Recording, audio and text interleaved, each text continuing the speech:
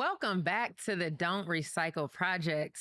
For those of you who are new to the platform, to the show, this podcast was created to break generational curses. And that's exactly what we are going to do today. When I first started this project, we'll call it the project because that's exactly what it is. The project was me. I just wanted a space that I could heal, that I could connect, and just find others who I could resonate with that were also on the same journey in their own lives. And God has really been showing out. God has been sending me the most amazing people just that I'm in alignment with. And I have one of them joining me today. This man is an author. He's an inventor. He is the founder of Crop Swap LA. Did I say he's a father? Because that's two jobs. Also a father, that's right. I have Jamiah Hargins in the building. Thank you, Rose. Welcome to the Don't Recycle Project. Thank you. I'm so honored to be here with you. Thank you. Thank you for saying yes to being a part of this experience. Of course. To teach, to enlighten, to empower, and just pass on the knowledge that you have to our people. Any opportunity to reciprocate or recycle what's been poured into me is my goal. Thank you. So let's get into it. For those who don't know about your organization, can you tell us a little bit about what the Crop Swap LA, what that is, what your work is that you do there? Sure. So we're a nonprofit and we grow food on front yards, backyards, and then distribute that food within neighborhoods 1 mile apart. Wow. Yeah. We now have 3 what we call micro farms. Okay. And my staff of about 20, they design, install, maintain, keep running, and then distribute that food among paying clients like homeowners and businesses that pay us kind of a membership for that food. Wow. It's been amazing, maybe 6 years now into it with different versions of our organization. And we're getting to the point now, we're getting into schools, senior centers, any kind of institution that has a budget to fund us growing food for them, we can figure out how to do that. So tell us how you got into that, though. Like, did you go to school? Like, how did you become a farmer? No, yeah. When I got into it, I was just getting out of corporate. I'd been a trader in the markets in Chicago, doing finance. And then I became a headhunter doing kind of recruiting. Okay. But it really was when my daughter came along, my first one. She's almost 7 now. And really the idea hit my head that I'm so busy now.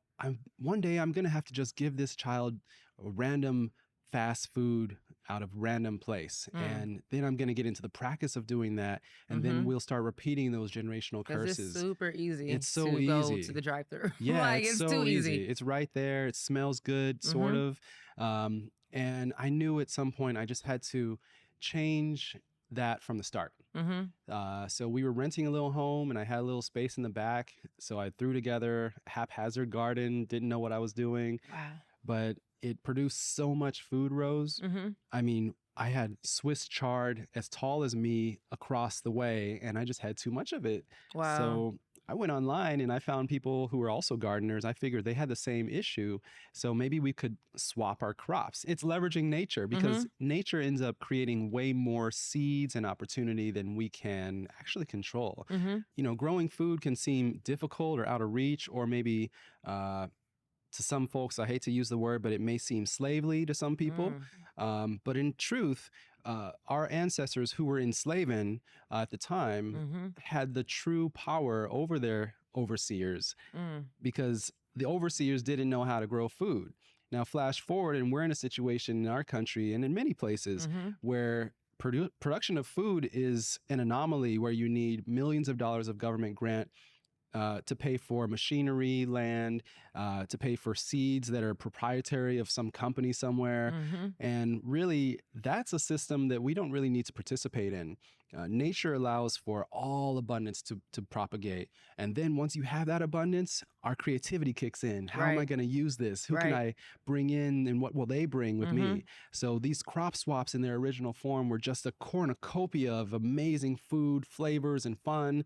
And I started to think with my volunteers at the time, like, how do we capitalize and keep this thing going? And that's when we decided to grow food intentionally and then sell it. What about like disease? Do you feel like a lot of the disease that are passed, like I've heard people say, oh, diabetes runs in my family or cancer runs in my family, but I feel like it's really like our diets that we've just been like passing on, like the horrible eating habits, the junk food. Yep, it totally is.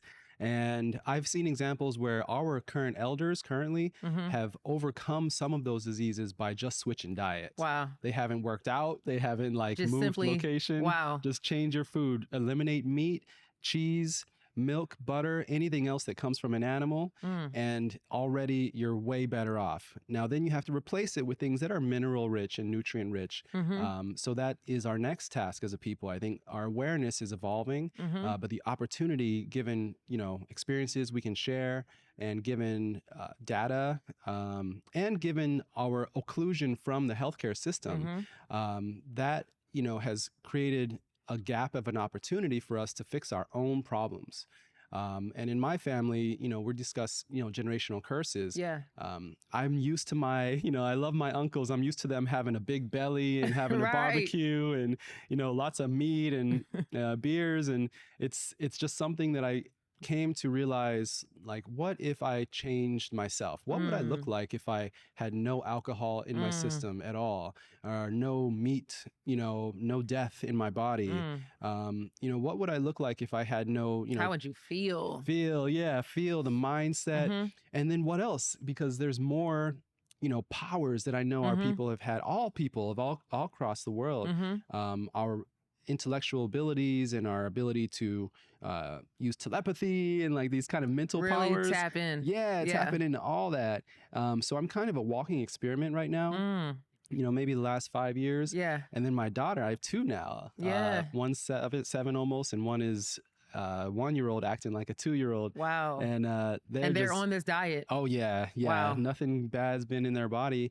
And it's partly due to, and I speak about privilege in a reverse way. Hmm. So privilege isn't, oh, they had a backyard space to do Mhm. it. No, my privilege is my connection to nature. Mm. And by my awareness of that, I grant that privilege to my daughters, and I say, gain anything you need from nature, and then Mhm. you can rely on humans if you need to. Right. But you And have Mhm, the tools are here for you. indeed, What about like urban farming? Can you break that down for those who mhm, maybe don't know yeah. what the concept of urban farming is? Yeah, it's an act of resistance and resilience. So anywhere you live, even if it's a small apartment building with no balcony, Mhm. you have a way to grow tomatoes through that window. Everybody's got a window, or else you're Right. living in jail. You know, if you have a window, you can grow at least one Yeah. tomato plant, and you'll learn from that. That plant will teach you. It'll Mhm. move and move with the sun, produce as much as it can in that Mhm. space, and then that learning is embedded in you. Yeah. So we now, grow food. I've mentioned yards. Mhm. Using private property is very ideal because nobody can tell us to stop except the Right. homeowner. And then using institutions is ideal because they have their own constituency of people, such Right. as students or the seniors in a senior center, Mhm. and they become reliant and dependent upon our service to have their own fresh food. Greatly, I was going to say sadly, but the grocery stores have abandoned our neighborhoods and have Mm. abandoned most people, even those in wealthy neighborhoods. And so what we've said is, okay, let's step into that space, and we'll become the specialists, and then all people, Mhm. all citizenry of cities particularly, can see that food can be grown in small corners, in large swaths, And on wherever you have rooftops. Oh space. yeah, yeah. It just takes Wow. a little bit of learning, a little bit of courage, a Mhm. couple of leaders here and there, and a couple of other leaders there. And then once that is functional, the people will want it forever. I tried a farming class for like a month. It Yeah. was at Okay. Sarvadoya Farms out in Pomona. Yeah. No. And I'm not gonna lie, farming is not as easy as I thought it was. Like I'm like, you have to actually get dirty. There's worms, there's like real bugs, but I just didn't have the time to commit. That was my issue. But it was really, truly like an eye-opening experience because just seeing how, like, for one, it taught me like I'm seeing the patience you need, and it just gives you so many like life lessons Mhm. in the way of like the way you're like just tending to the farm. You're like Mhm. actually able to apply it to your actual life. That's right. Yeah. It's about, putting something in, preparing the space, Yeah. preparation. I actually view it a lot like childbirth from the beginning to the Yeah. end. the mother's prepared her body to be healthy, the mindset, she's ready for the next step. The And that's soil. the soil there. Yeah. Exactly right. And then, the seeds are, also prepared and thoughtfully placed and intentionally watched and guarded over the time period of gestation. The same kind of process happens. So yeah, it definitely takes work, takes sweat, and you feel it, but by the end, it tastes way better. Going back to your uncles, when you mentioned the big bellies and the barbecues, my aunt, she used to have those little bitty packets of Kool-Aid, like that cost like 25 cents. And she would make a picture. I feel like every time I was there, she would have a fresh picture. And it was like, I don't know if you remember the black movies with like pouring the whole like bag of sugar. I'm like, how unhealthy was this? Like, but for like my aunt and like me and my cousins, it was like, hey, this is going to last all day. Y'all can run in and out and just grab you a little cup and get some Kool-Aid. I'm just like, wow, just the mindset of like, the diets that were in our families for so long. Yes. And it's true. It's so much more convenient. It's designed that way. Yeah. When I started realizing there were people and companies in charge of our culture, that's where it became like an anger in myself that I needed to put into positive action and energy. Yeah. Because there's like targeting and programming being done. Yeah. But similarly, for those, I reread Genesis in the Bible recently. It's been a while since I read it. And in the book, it says that we humans should be eating seeded vegetables and fruit from trees that have seeds in them.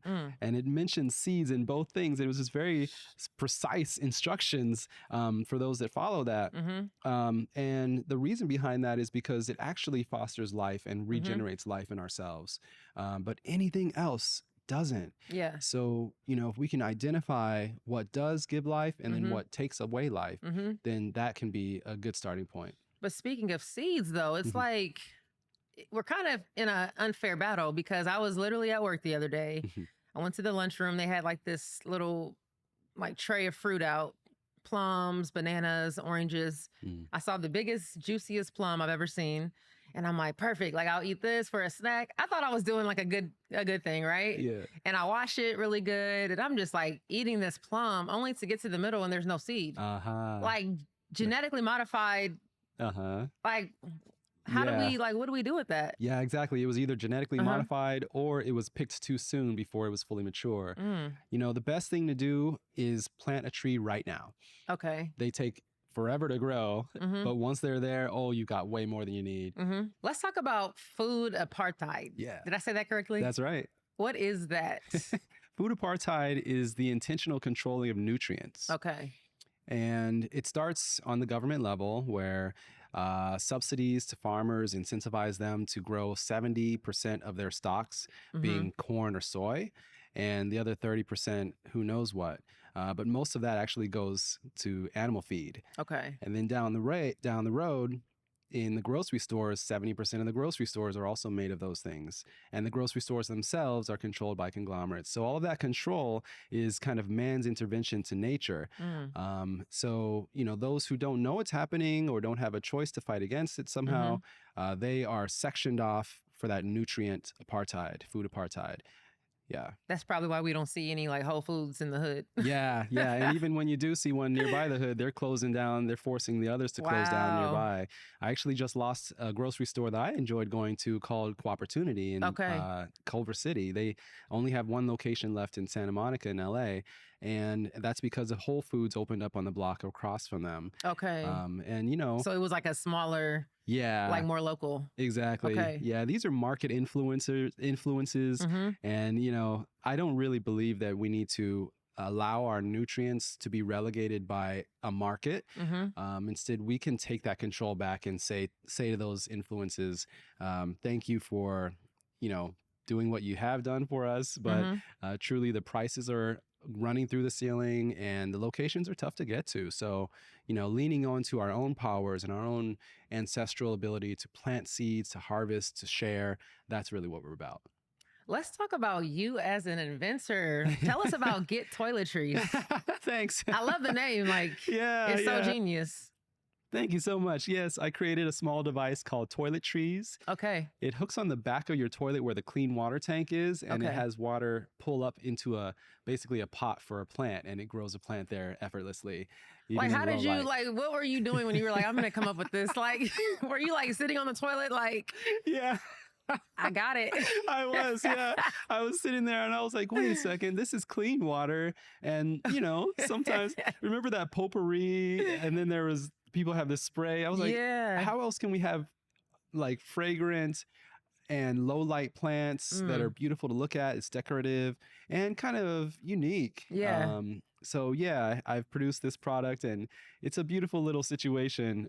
It's easy to make. Yeah. So it's like meant to like stay in the bathroom, just like as like a decoration and just Yeah. nice. Exactly. Yeah. In about a year, we'll come out with the first actual purchasable version. We have the prototype in testing at my house, and it's a beautiful idea. The name Toiletries is clever. But it's designed, for hotels or casually at your home, as something unique that sits there and grows food. Grows not food necessarily, But it but at least could. it could. If you're into eating in the bathroom on the toilet. Exactly. No, I love that. That's really amazing. Thanks. What about like mental health? How do Yeah. you feel like food is such like we talked about a little bit about like disease and how food can be used like Mhm. as a healer, Yeah. but I don't think we give enough like credit to what food and like our gut, how much it controls, Hmm. like how clear our thoughts are, So like true. how light you feel. Yes. I know when I'm eating like crap, I just feel like crap. Not even because so Hmm. much like I'm judging myself that I just Hmm. ate like crap. I really feel like, Uh-huh. like my Yeah. body just feels low energy. That's right. Yeah, we're actually quite sensitive beings, Hmm. and the physical aspect of mental health definitely comes through with the food for me. But really, it's the community aspect that's greater for Hmm. me. These days, maybe the last 20 years, people are very isolated. We're into our own phones. We don't Yeah. even read the same news anymore. A lot of that's separated. And what food does is it breaks down all the barriers between us, Hmm. whether you're older, younger, from this country, that country, been through that trauma, this trauma. Hmm. When we taste the same berry, Hmm. it's a recollection of our ancestral connection and something that we immediately relate to each other on. And that to me has, on a community level, really expanded my mental health in positivity in a positive way, because I'm a social guy. Like Hmm. you should have seen me in high school. I knew No, everybody. I can I'd tell your work it smile lights out. up the room. Yeah. Like, Even in college and then even around the neighborhood, I know my yeah. neighbors before all this started. And the idea has been that others want to know each other too. So, Hmm. Crop Swap LA and our movement has expanded to workshops. We've had a farmer's market. We know our neighbors. We love our staff, care about each other. There's a different kind of It's like a employee family. space. Definitely. Yeah.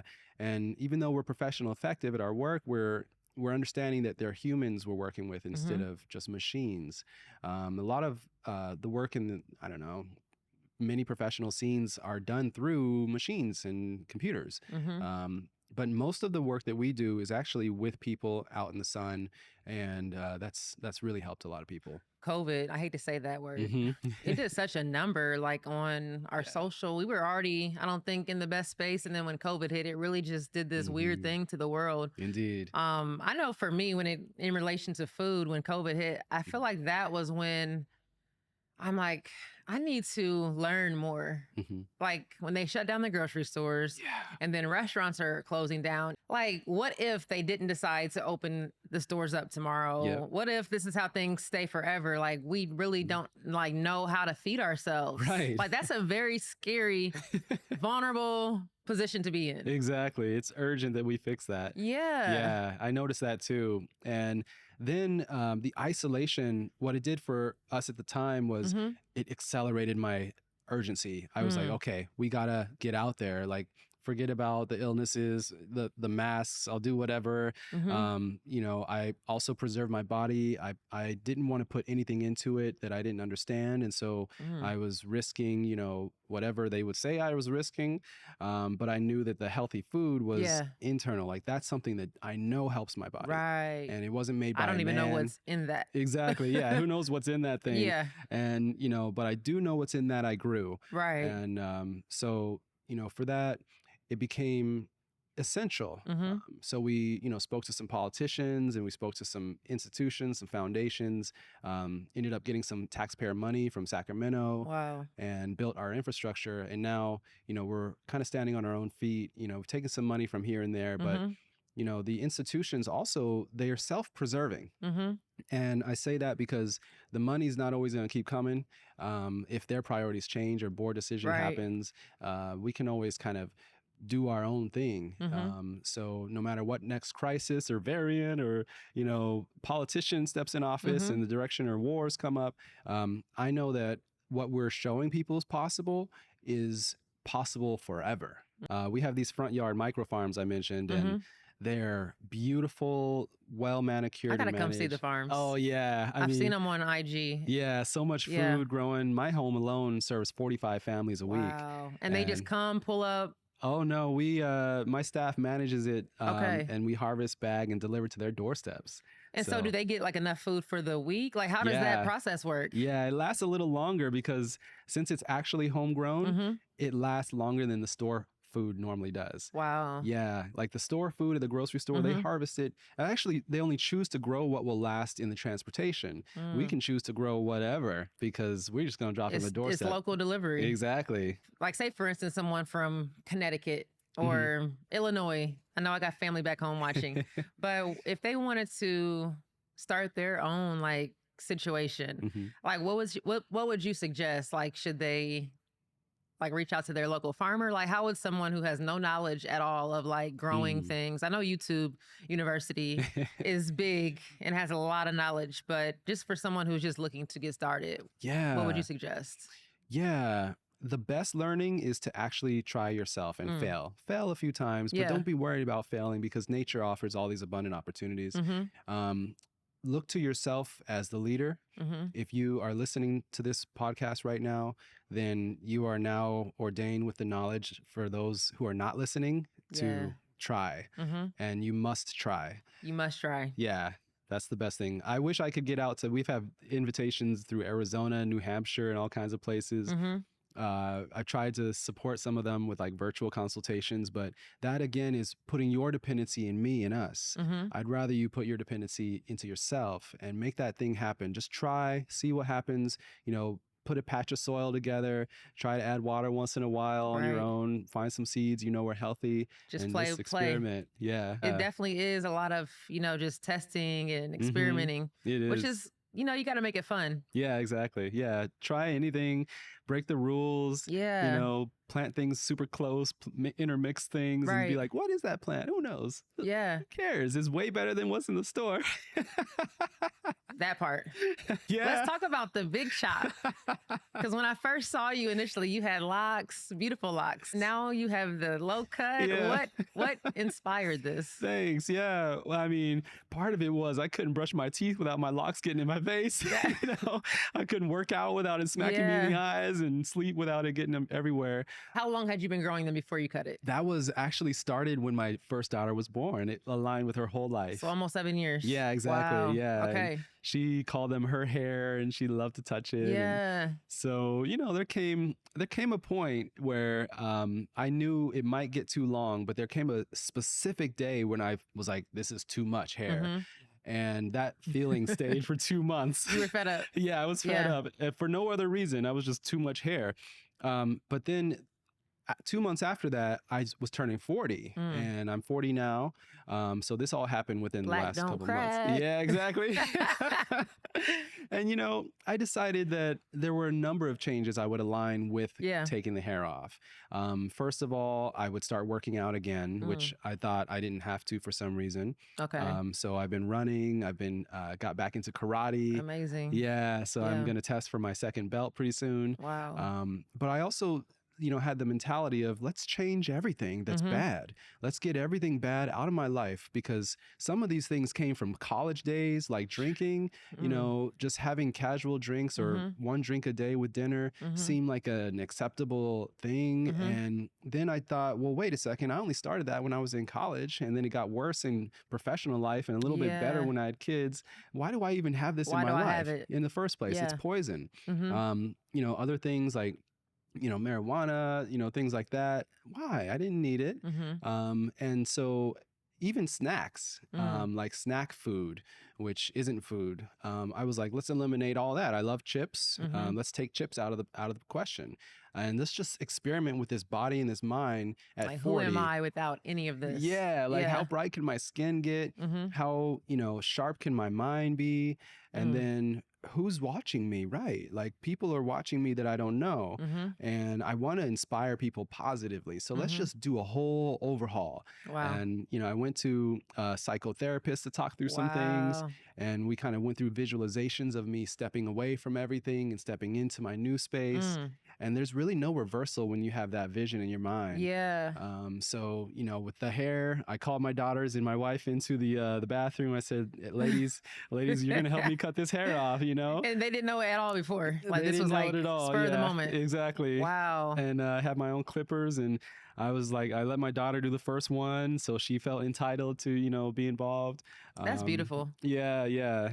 Sometimes you just have to retake Mhm. because I think the food movement for me has made me realize that food is something that there's a phrase in West Africa that any man who's dependent upon another person for their food will be Mm. their slave. And if I'm dependent upon that, then I'm enslaved. Or Mhm. if I'm Anything. automatically drinking just because it's a culture Mhm. thing, then that's an enslavement too. Mhm. So like freeing the mind is the first place, and then freeing the body follows shortly afterwards. Right. I think there's like a huge detox process. Yes. Your body's just so used to having this feeling and Mhm. these different like hormones being released based off of whatever you eat or Yeah. the pleasure that something might have given you. So Right. it's easy. Your mind is like one way and then your body's like no. So it's definitely a moment where you have to really like Mhm. mind over matter and really Mhm. really like want Yes. that end goal that you set for yourself. Yes. And especially as a Black man, if there's Mhm. brothers listening, Mhm. there's something about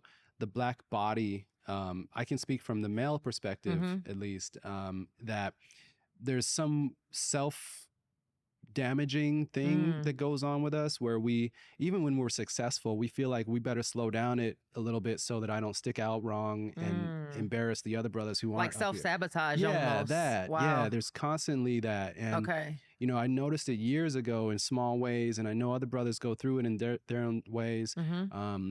And just realizing that once you can get over yourself, Mm-hmm. you're invincible. There's nothing that can stop you. Yeah. Like right now, I'm invincible Yeah. because I knew the only thing in my way was me. When you get to that level, like from Mhm. just mentally like disciplined, I think that's the bottom line of it That's right. all. Like when you're that disciplined, Mhm. it's a very powerful person on the other side of that. Like, who would I be without the need for anything Yeah. outside of like my natural energy, Exactly. like my natural, just me. Yeah. Like, let me get to that feeling with just me. Mm-hmm. Like whatever Mhm. feeling you chase when you're having a few drinks, like Mhm. being able to get there just naturally. Yeah. Like, what does that look like and feel like? You know what I mean? Yeah. Yeah. And for me, it's that. It's also who was influencing me. Right. Who owns the companies and the media and marketing. Like they're actually not people I know. So why am I Why doing what are- they want me to do? Right. For me, it was a matter of justice too, and saying like I'm taking myself back, right? Like if my ancestors, some of them were caught up in slavery, Mm-hmm. they couldn't take themselves back, their minds or their bodies sometimes. But I have this liberty too. Why don't I try that? Mm-hmm. Yeah. That's what don't recycle. Like when I started this, I'm really saying don't recycle, but in the same sense, I'm really saying, because like again, I feel like we were already there before. So it's Mhm. really about like there was a point where a lot of this was programmed into us, and a lot of these bad habits, they were just really easily accepted Mhm. or easily attainable. Let me Yeah. say that. Like the gas station has all these snacks, and Mhm. the liquor store is right on the corner. Mhm. I got cousins back home who still eat chitlins for Mm. Thanksgiving. And I'm just like, what?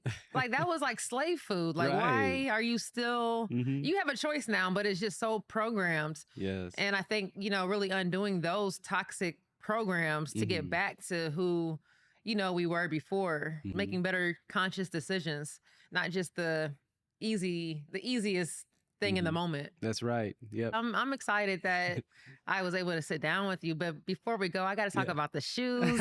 Let's talk about the fashion with Adidas. Tell us about that situation. Like what they designed shoes for you and like I'm blown away. Like, please tell us about this. Thanks. Yeah, they have a program called Honoring Black Excellence. Okay. And every year they choose 4 or 5 people across the country who are doing something good for their communities in different ways. And they allow them to design a whole outfit, head to toe. Wow. And then they put a mural of their face up. They put a mural of me in Lamert Park, which was just really amazing to That's witness. Amazing. Yeah. That was a whole thing to be like alive. You made it. Yeah. That really felt like I made it, you know? Yeah.